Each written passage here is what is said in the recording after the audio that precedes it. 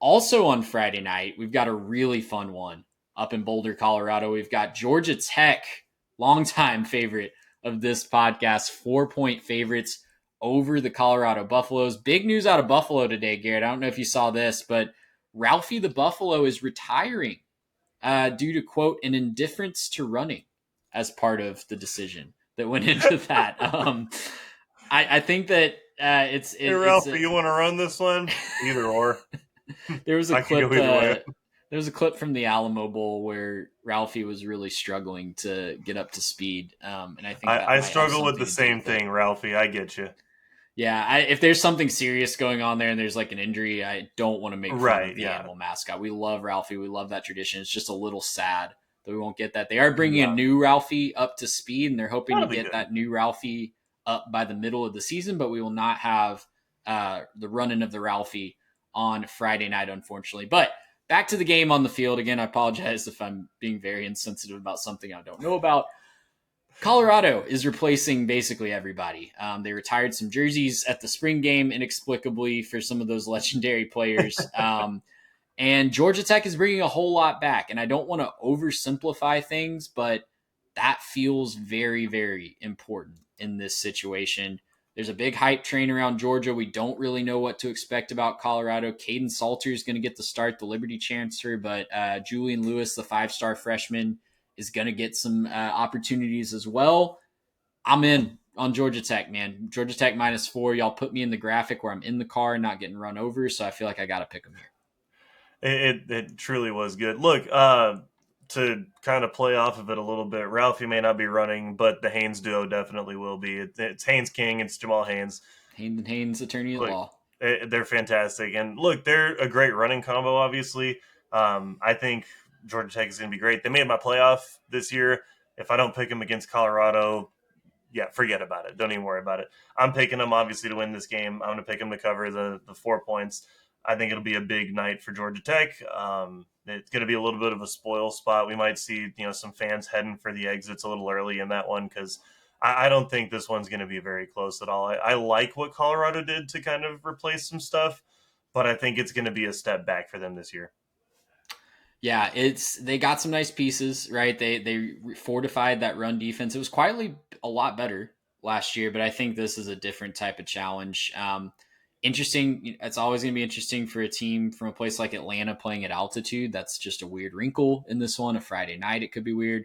And Colorado's been really good in season openers. We remember that they shocked TCU a couple of years ago when no one expected them to do that on the road. So it could be interesting. I think this will be a close game. I'm not expecting a Georgia Tech blowout, but if it's somewhere in the 34 to 27 range, that's kind of the vibe I get on this one. Georgia Tech Sure. finding a way.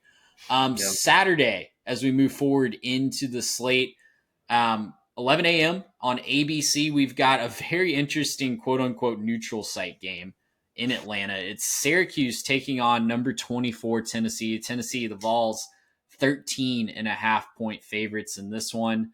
All I got to say on this one, Garrett, is Tennessee needs to hit the ground running. No pun intended. I know the run game, not having Dylan Sampson is going to be a big deal. We got to find out who's going to replace that production from last year. Obviously, there's the whole Nico situation.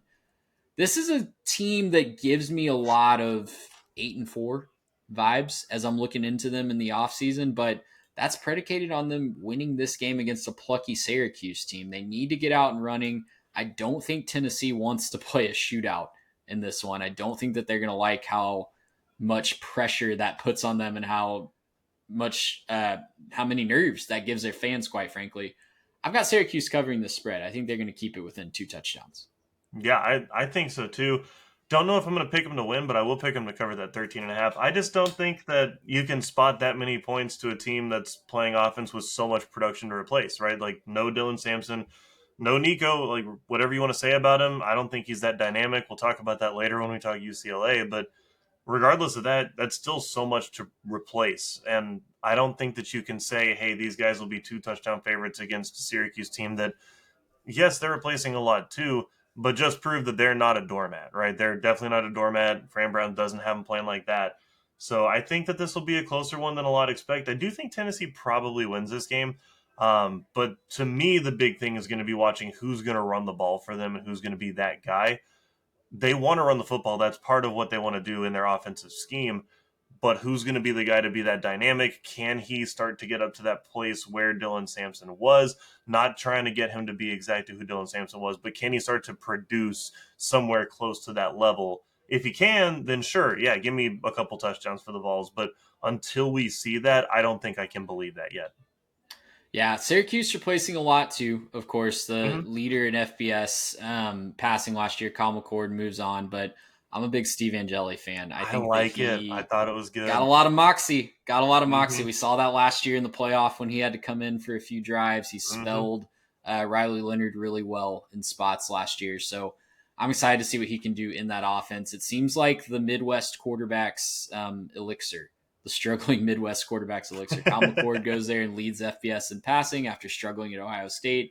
Yeah. Steve Angeli, who knows? He could be the next in Okay. line. They're another team that's got a brutal schedule, man. I'm rooting Mm-hmm. for them to make it back to a bowl game, but they play. It's a who's who of everybody in the SEC or ACC, I should say.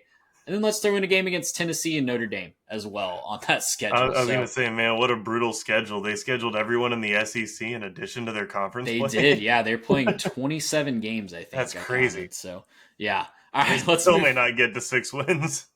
Yeah. Let's move on to Saturday at 2:30 on ABC. Number 8, Alabama is a 13.5 point favorite on the road at Florida State. Everyone and their mother has just left Florida State for dead. I'm really interested to see how they respond. I think I know how that's going to go. I'm not pumped to watch a lot of Florida State football this year, if I'm being honest, but this is an interesting spot here with my Florida State at home, getting so many points. They've got a very interesting quarterback situation in Tommy Castellanos. I know that he hasn't been.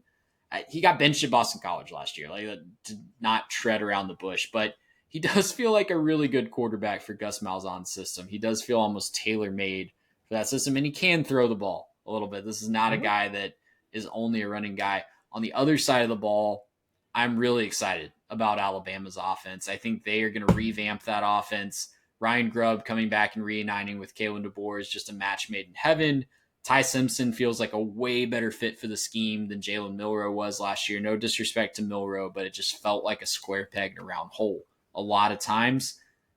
I could see some early jitters. Like I'm thinking back to the Bama game at Wisconsin last year, where it was closer for a little bit longer. That stadium's going to be really hyped up, and you never know just how a younger team is going to react to that. But in the end, I see Bama just absolutely running away from this one. I feel like 13.5. If we were still doing the lock of the week segment, this would probably be my lock of the week. Yeah, I really don't like this spot for Florida State. I think Alabama could be legitimately nightmare fuel on defense. I think they're going to be really, really good on defense, and obviously with the DeBoer Grubb combo getting back together, it's the reunion we were all waiting for. Right, we're excited about this. Yeah, it's going to be great. Combine that with the fact that they've had so much bulletin board material coming from the Knowles side. I think Bama makes this one ugly quick. I kind of don't think that Florida State's going to be able to hang around that much. I think they might be trading sevens for threes a little bit early, and I wouldn't be shocked if it's a bad day for Florida State. I think it's going to be an ugly day for them. I don't think it's going to be good vibes there to start the season. And then the big question for me there is, how do the fans start to act if they go and take a beating from Alabama? I don't know that I'd put up with too much more if I'm a Florida State fan. There's a pretty big buyout that they got to deal with. It's not pretty. Yep. Yeah, I mean, this was not a should not have been a 2-10 team last year, if that No. makes sense. But they were a 2-10 team last year, and you are what your record says you are at some point. I know Hmm. some in the space don't believe that. I think Florida State was a 2-10 team last year. That they were what their record said they were last year. I Hmm. will say the recipe for Florida State keeping this close is if they can kind of disrupt the line of scrimmage a little bit. I do Yeah. like some of the pieces that Florida State has on the defensive line. Alabama's offensive line hasn't been the best the last couple of years, dating back to the very late Saban era. So there is a little bit of an opportunity there, but that path is very, very narrow. And I trust Ryan Grubb and Kalen DeBoer to be able to scheme around that pretty well. Yeah, I could see that happening where they disrupt it, but I think it's going to be, there's too much motivation on the Bama side as well. Like, I think if you finish the season the way Bama did with the loss to Michigan in the bowl game and you didn't make the playoff and then you talked your mess about not making the playoff and then you go get embarrassed by Michigan too, I just don't know. Man, I think that they're going to come out with some fire under their butts. Like, I personally have Bama undefeated this year. It's going to be, oh man, I think it's going to be a rough day for Florida State. I think Bama's going to roll pretty early.